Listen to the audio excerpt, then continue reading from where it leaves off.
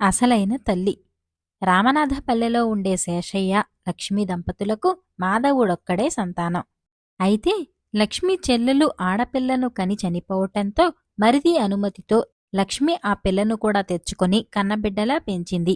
శేషయ్య కూడా పరాయి బిడ్డ అన్న తేడా ఏమాత్రం చూపించక కన్నతండ్రిలాగే ఆ పిల్లను ఎంతో ఆప్యాయంతో ఆదరించాడు. ఆ పిల్ల పేరు మల్లిక. మల్లిక పెద్దదవుతున్న కొద్దీ ఆ పిల్ల మూలంగా లక్ష్మికి, శేషయ్యకు మధ్య చిన్న చిన్న తగాదాలు రాసాగాయి. తల్లిలేని పిల్ల అన్న జాలి కొద్దీ లక్ష్మి మల్లిక ఆడింది ఆటగా, పాడింది పాటగా చూసేది. ఈ రకమైన పెంపకం వల్ల మల్లికలో మొండితనం, అహంకారం నానాటికి పెచ్చు పెరిగిపోసాగాయి.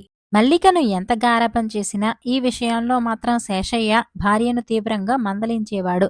కాని లక్ష్మి మాత్రం అదేమీ పట్టించుకోకపోగా కోపం తెచ్చుకొని, అవునులేండి, మీ బిడ్డ అయితే మీరెలా మాట్లాడేవారు కారు.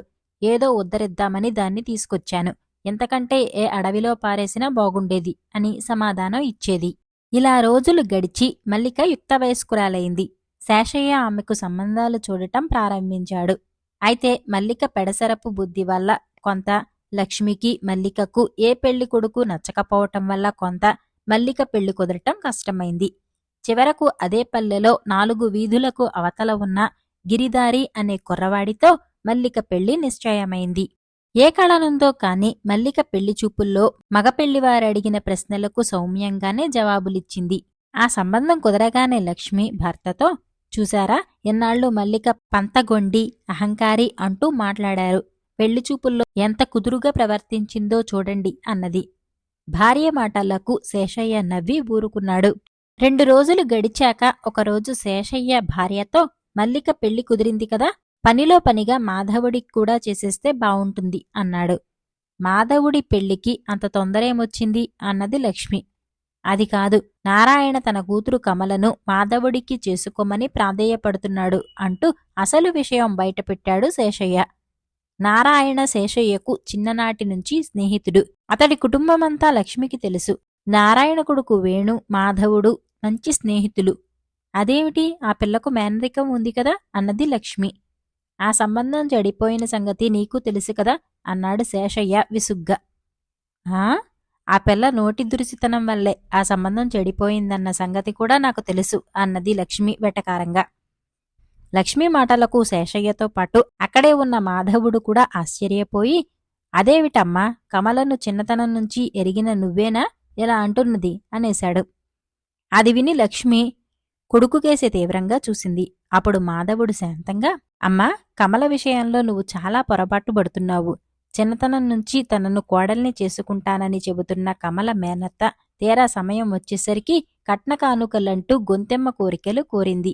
ఇది తెలిసిన కమల మేనత్త సంబంధం తాను సజేమీరా చేసుకోనని ఖచ్చితంగా చెప్పింది. అసలు విషయం ఇది. ఎప్పటికీ కమలదే తప్పంటావా అని అడిగాడు. పెద్దవాళ్ల విషయాల్లో తలదూర్చి తగుదునమ్మా అంటూ మాట్లాడే పిల్ల రేపు అత్తమామల్ని బయటికి నడవమని కూడా అంత ఖచ్చితంగానే చెబుతుంది. సరే, మీరు ముందే ఒక నిశ్చయానికి వచ్చాక నా ప్రమేయం ఎందుకు అంటూ లక్ష్మి అక్కడి నుంచి వెళ్ళిపోయింది. చివరకు మాధవుడి ఇష్టప్రకారమే మల్లిక అత్తవారింటికి వెళ్లిన కొద్ది రోజులకే కమల అతడి భార్యగా ఆ ఇంట అడుగుపెట్టింది. అయితే ఆది నుంచి కమల పట్ల సదభిప్రాయం లేని లక్ష్మి కమల వచ్చిన నాటి నుంచి ఆమెను సాధించటమే పనిగా పెట్టుకున్నది. అయినా తను ఎంత నిరసనగా ప్రవర్తించినప్పటికీ చెక్కు చెదరకుండా ఎంతో సరళంగా ప్రవర్తించే కమలను చూస్తే ఒక్కొక్కసారి లక్ష్మికే ఆశ్చర్యంగా ఉండేది. ఇలా ఉండగా ఒకరోజు మల్లిక ఇంటికి చుట్టంచూపుగా వెళ్లిన కమలా మాధవుడు వెళ్లిన కొద్దిసేపటికే తిరిగి వచ్చేశారు. వాళ్లతో పాటు మల్లిక, గిరిదారి కూడా ఉన్నారు. కమల తలకు కట్టుకట్టి ఉన్నది. ఇదంతా చూసిన శేషయ్య ఆతృతగా, ఏమిటమ్మా కమల, తలకు ఏమైంది అని అడిగాడు. జవాబుగా గిరిధారి ముందుకు వచ్చి, ఆ ప్రశ్న కమలను కాక మీ అమ్మాయిని అడిగితే బావుంటుంది మామయ్యగారు అని అత్త లక్ష్మికేసి నిరసనగా చూస్తూ, మీ గారాల కూతురి ఘనకార్యం ఇది. పెళ్లి అయి మా ఇంటికి వచ్చిన నాటి నుంచి మల్లిక పెడసరపు స్వభావాన్ని, అహంకారాన్ని మేమందరం ఎంతో సహనంగా భరిస్తున్నాం. కాని ఈరోజు ఏదో మాటకు కోపం వచ్చి పక్కనే చేతికందిన చెంబు తీసి విసిరేసింది. అది మా అమ్మకు తగలవలసింది. కాని సమయానికి కమల చప్పున అడ్డం వెళ్లి ఆ దెబ్బ తను తిన్నది అన్నాడు. లక్ష్మి చప్పున మల్లిక వైపు చూసింది. అప్పటిదాకా బెదురుగా దిక్కులు చూస్తున్న మల్లిక ఒక్కసారిగా తల్లిని చుట్టుకుపోయి ఏడవసాగింది. కాని ఎప్పటిలా కూతుర్ని ఓదార్చలేకపోయింది లక్ష్మి. గిరిధారి కొద్దిసేపు ఆగి, ఇక పద అంటూ మల్లికను తీసుకొని ఇంటికి వెళ్ళిపోయాడు. అల్లుడు చెప్పింది విన్న లక్ష్మిలో అంతర్మథనం ప్రారంభమైంది. ఏమీ తోచనిదానిలా అటూ ఇటూ కాసేపు తిరిగి హరికథ కాలక్షేపం కోసం గుడికి వెళుతున్న భర్తతో పాటు బయలుదేరింది. హరికథా కాలక్షేపం ప్రారంభించి అడవులకు వెళ్లిపోయిన సీతారాముల కోసం కౌసల్యాదేవి పడుతున్న ఆవేదనను వర్ణించి చెప్పసాగాడు. స్త్రీ సహజంగా కరుణామూర్తి. అంతటి కరుణామూర్తి అయిన స్త్రీలో 2 రకాల ప్రవర్తనలను మనం తరచూ చూస్తూ ఉంటాం. ఒకే స్త్రీ తల్లిగా సహనశీలిగాను, అత్యంత ప్రేమమూర్తిగాను, అత్తగారిగా పూర్తి విరుద్ధమైన స్వభావంతోనూ ప్రవర్తిస్తుంది. తన కూతురు ఎంత చెడ్డదైనా ప్రేమతో ఆదరించే స్త్రీ, తన కోడలు ఎంత మంచిదైనా ఆమెలో ఏవో లోపాలు ఎంచుతూనే ఉంటుంది. అసలు నిజం చెప్పాలంటే కూతుర్ని, కోడల్ని సమానంగా చూసే స్త్రీయే అసలైన తల్లి. అలా కాక కూతురు పట్ల ఒక రకంగానూ, కోడలి పట్ల మరొక రకంగానూ ప్రవర్తించే స్త్రీ ఎంతమంది పిల్లలున్నా గొడ్రాలి కిందే లెక్క అంటూ హరికథలో భాగంగా నీతిబోధన చేసిన హరిదాసు తిరిగి అసలు కథ చెప్పసాగాడు.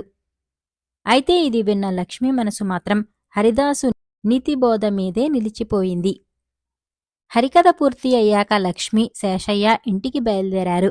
దారిలో శేషయ్య హఠాత్తుగా, లక్ష్మి, ఇంతకుముందు హరిదాసు చెప్పినట్టు చూస్తే నువ్వు పిల్లలున్న గొడ్రాలివేనా అన్నాడు. భర్త మాటలకు లక్ష్మికి దుఃఖం ఆగలేదు. ఆమె కొంగుతో కన్నీళ్లు తుడుచుకుంటూ, ఈ రోజుదాకా నేను అటువంటి దాన్నేనన్న విషయం ఒప్పుకుంటున్నానండి. ఇప్పుడు నా కళ్ల పొరలు తొలగిపోయాయి. కమల వంటి కోడలు దొరకటం ఎంత అదృష్టమో గ్రహించాను. మల్లికను తల్లిలేని పిల్ల అని అతిగా ముద్దు చేశాను. కాని ప్రతి కోడలు తల్లికి దూరమై మాతృప్రేమ కోసం అల్లాడే మనిషే. కమలను, మల్లికను సమానంగా చూసిన నాడే నేను తల్లినైనట్టు అన్నది. భార్యలో వచ్చిన మార్పుకు అభినందించిన శేషయ్య, అలాగని చెప్పి కమలను కూడా మల్లికను పాడు చేసినట్టు చేసేవు సుమా అన్నాడు నవ్వుతూ. పుష్పక విమానం. విక్రమపురి మహారాజు ధీరసింహుడు ఒకరోజు రాజోద్యానవనంలో కూర్చొని కొంతమంది ముఖ్యులతో రాచకార్యాలు ముచ్చటిస్తున్నాడు. ఆ సమయంలో ఉన్నట్టుండి ఆయన ఆకాశం వంక చూస్తూ, చూడండి, ఆకాశ మార్గంలో ఏదో విమానం వంటిది పోతున్నది. దానిని చూస్తుంటే అందులో ఉన్నవారు గంధర్వులేమో అన్న అనుమానం కలుగుతున్నది అన్నాడు. అప్పుడు చంద్రకేతుడనేవాడు ఆకాశం కేసి చూసి, మహారాజా, తమ దృష్టి అతి నిశితం. వెళుతున్నది పుష్పక విమానాన్ని పోలివున్నది. అందులో గంధర్వులో దేవతల్లో కాక మరెవరుంటారు అన్నాడు. సూర్యబాహు అనే మరొకతను, మహారాజా, చంద్రకేతుడన్నది నిజం అన్నాడు. తక్షశిలా నగరంలో ఉన్నత విద్యాభ్యాసం చేసి తిరిగి వచ్చిన రాజపురోహితుడు కుమారుడు పద్మనేత్రుడు కూడా అక్కడే ఉన్నాడు. అతడు తప్ప మిగిలిన వాళ్లందరూ సూర్యబాహు, చంద్రకేతులతో శృతి కలుపుతూ, మహారాజు పుణ్యాత్ముడు కనుకనే అటువంటి అపురూప దృశ్యాన్ని తాను చూడటమే కాక తమపోటి అల్పులకు కూడా చూపగలిగాడని ధీరసింహుడి మీద పొగడ్తల వర్షం కురిపించసాగారు. పద్మనేత్రుడి మౌనాన్ని గమనించి ధీరసింహుడు, ఏమయ్యా పద్మనేత్ర, అలా బెల్లం కొట్టిన రాయిలా ఉండిపోయావు. విమానం నీకు కనపడలేదా ఏమిటి అని మందహాసం చేస్తూ అడిగాడు. ప్రభువులు మన్నిస్తానంటేనే జవాబిస్తాను అన్నాడు పద్మనేత్రుడు. నీకు వచ్చిన భయమేమీ లేదు. నువ్వు చెప్పాలనుకున్నది నిశ్చింతగా చెప్పు అన్నాడు ధీరసింహుడు. అందుకు పద్మనేత్రుడు, ప్రభూ, ఇప్పుడు ఆకాశంలో ఎలాంటి విమానమూ లేదు. అంతా వట్టి భ్రమ అన్నాడు. రాజు చిరుకోపంగా, నాతో సహా ఇక్కడున్న ఇంతమంది కళ్ళారా చూసిన పుష్పక విమానాన్ని భ్రమ అని తేలికగా కొట్టిపారేవేయడానికి తగిన కారణమేమైనా ఉన్నదా అని ప్రశ్నించాడు. పద్మనేత్రుడు వినయంగా, ప్రభూ, పుష్పక విమానాలు గంధర్వుల ఆకాశ విహారం వంటివి ఊహల్లో విషయాలని హేతుబద్ధంగా ఆలోచించే తమబోటి మేధావులకు తెలియనిది కాదు. నేను కూడా ఈ సృష్టిలో హేతుబద్ధం కానిదేదీ లేదన్న నమ్మకం ఉన్నవాణ్ణి. ఎప్పుడైనా మన కళ్లకు, చెవులకు అసాధారణమైనదేదైనా కనిపించినా, వినిపించినా అందుకు కారణం మన మానసిక బలహీనత కాని, శరీరంలో ఉన్న మరేదైనా రుగ్మత కాని కారణం కావచ్చు. కానీ తమకు కలిగిన భ్రమలాంటిదే ఇక్కడున్న ఇంతమందికి కూడా ఒకేసారి ఎందుకు కలిగింది అన్న విషయాన్ని మాత్రం నేను ప్రస్తావించలేదు. ఆ భ్రమకు కారణం వారందరికీ తెలియనిది కాదు అన్న విషయం మాత్రం నాకు తెలుసు అన్నాడు. ఇది విన్న ధీరసింహుడు అక్కడున్న వారందరితో, పద్మనేత్రుడన్నది నిజం. నేనెలాంటి విమానాన్ని, గంధర్వులను చూడనేలేదు. రాజ్యంలో ప్రస్తుతం ఉన్న పరిస్థితులన్నిటినీ ఎప్పటికప్పుడు నాకు చూసినది చూసినట్టు చెప్పగలిగే సలహాదారుణ్ణి అన్వేషించే ప్రయత్నంలో ఈ విమానం వ్యవహారం సృష్టించాను. రాజసభలో ఉన్న మిత్రులైన మీరంతా నన్ను పొగుడుతూ నా చేత సన్మానాలు చేయించుకోవాలన్న తాపత్రయంలో వాస్తవాలను నిర్భయంగా నాకు చెప్పి నా పరిపాలనను మెరుగుపరచాలన్న బాధ్యతను విస్మరించారు.